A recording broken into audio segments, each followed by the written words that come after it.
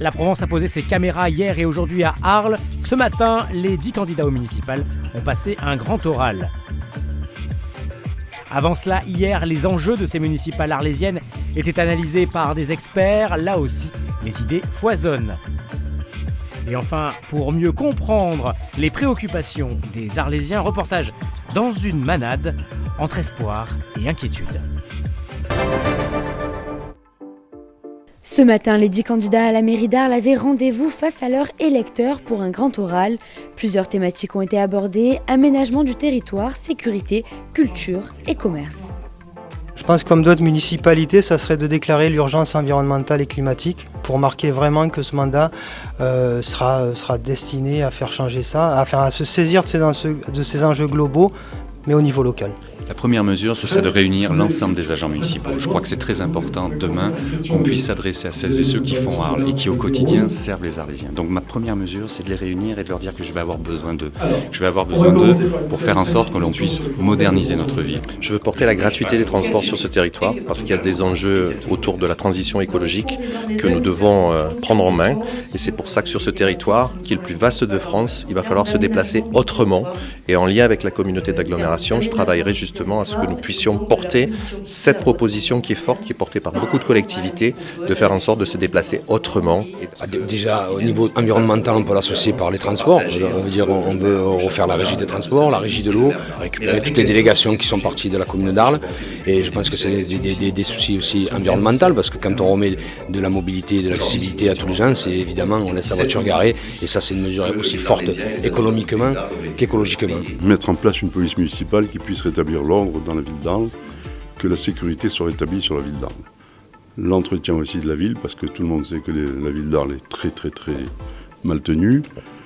L'étude le plus rapide possible du réseau routier communal, parce qu'il est en complète décrépitude. Quand je vois l'état de délabrement de ces volets fermés du centre-ville, de tout un tas de logements murés au Trébon, que certains ont découvert cette année. Moi, j'y ai travaillé au Trébon, je les voyais tous les jours. Oui, ces mesures-là, il faut prendre une mesure. Le maire peut prendre des décrets immédiats. On réquisitionne ce genre de logement, on fait l'état de la population qui a besoin. Je connais des gens qui vivent dans des garages. De prendre langue avec le personnel municipal et ses représentants pour renouer un dialogue, pour renouer et signer un nouveau pacte social avec eux. Ça me paraît très important. Première chose aussi sur comment rendre le Rhône à la population. Aujourd'hui, les Arlésiennes et les Arlésiens tournent le dos à leur fleuve. C'est un atout extraordinaire, le Rhône. Donc l'aménagement des berges et voir comment redynamiser la ville aussi au travers du Rhône, qui peut être largement source de transport doux. Il y a plein de choses symboliques qui vont se voir, notamment parce qu'on a l'ambition en tout cas, d'installer un conseil de citoyens. Qui sera constitué de gens qui seront tirés au sort et à qui on soumettra l'ensemble des projets importants du territoire pour avoir une réelle implication démocratique de l'ensemble de nos concitoyens. J'en prendrai une, c'est tout de suite solliciter le ministère des collectivités locales et le Premier ministre pour le rappeler que nous refusons toute intégration forcée et contrainte du territoire du Pays d'Arles au sein de la métropole Aix-Marseille-Marseille de Provence. C'était très intéressant. Alors 10 candidats, c'est beaucoup. Du coup, c'est un petit peu long. Est-ce que ça montre sûrement la richesse arlésienne, je dirais. Bon, il manque un peu de femmes quand même, c'était pas très révélateur de la population.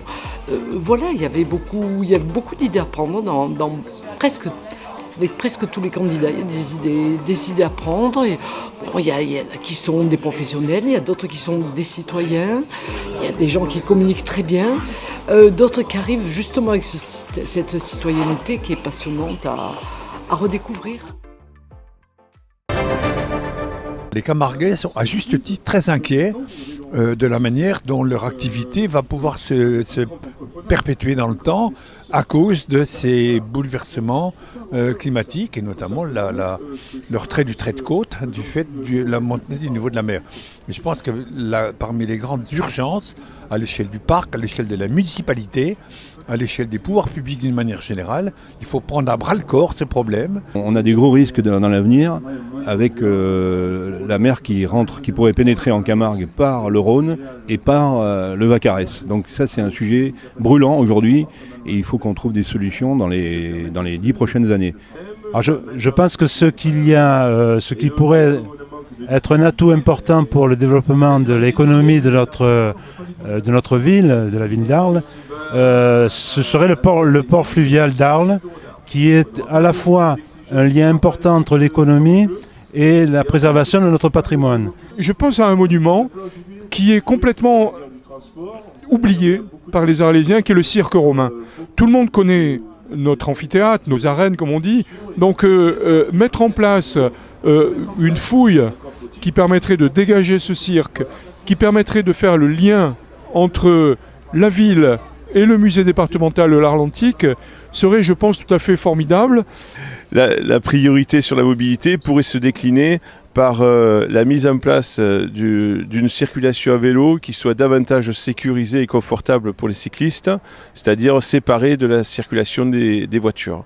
Il n'y a pas une bonne idée, c'est de se mettre tous acteurs du tourisme autour de la table et discuter à travers les nouveaux élus et voir ce que l'on peut faire ensemble. Voilà pour moi ce qui ressortirait et ce qui serait important. C'est de communiquer ensemble entre les taxis, les hôtels, les restaurants, nos partenaires différents pour qu'on puisse accueillir ces 500 000 touristes éventuels qui devraient arriver dans les meilleures conditions et qui reviennent. Avec ses 450 taureaux et sa quarantaine de chevaux élevés sur les 300 hectares du mas de la Chassagne, à Arles, Marc Jalabert est le 3e propriétaire de la manade après son grand-père et son père.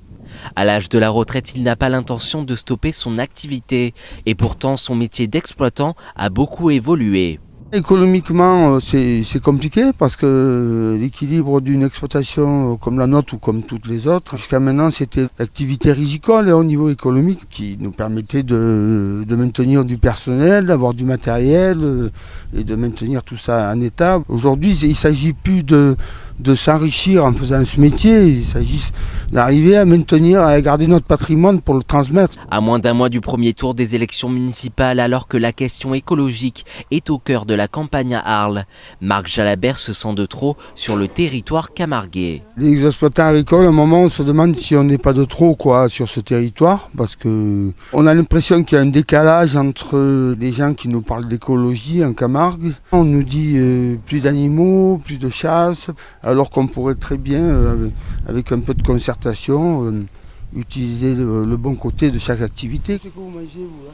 Nos futurs maires doivent reprendre le pouvoir parce qu'ils ont un petit peu laissé faire, délégué leurs responsabilités, quoi. Il y a quand même urgence. Là, on est au mois de février, on a l'impression d'être au printemps. On a des espèces d'oiseaux qui ne venaient pas en Camargue et qui sont là maintenant en plein hiver. Car l'urgence est écologique, mais pas seulement. L'urgence, c'est de retrouver cette harmonie qui doit exister en Camargue entre l'activité touristique, l'agriculture, l'élevage et la protection de l'environnement. Il ne faut pas qu'il y ait une barrière entre... Ça, c'est quelque chose qui existe depuis toujours, entre la ville et la campagne, quoi. Il faudrait qu'on donne envie aux Arlésiens de se réapproprier leur ville, de se réapproprier tous ces beaux projets qui sont en train de se développer. Tout notre patrimoine, bien sûr, il faut le préserver. Il faut qu'il y ait un peu plus de qualité, je pense, parce que la ville n'est pas très bien entretenue. Mais ça, c'est peut-être...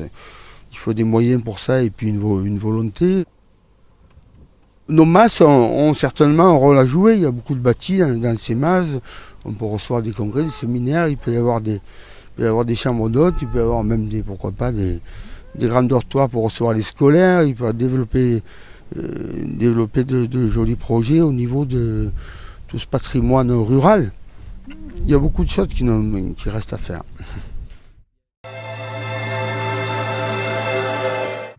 On a vraiment l'impression que le printemps est déjà arrivé sur la Provence et la Corse. Encore un grand ciel bleu demain avec seulement un petit peu de Mistral sur les côtes provençales ainsi que dans le sud de la Corse.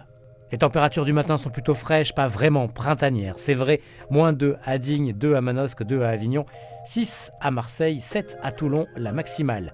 L'après-midi, ça grimpe vraiment de partout, puisqu'il fera 18 à Digne, comme à Fréjus, 16 à Marseille et à Arles, 15 à Aix, 17 en Corse. Et en ce vendredi, nous fêtons la Saint-Pierre d'Amiens.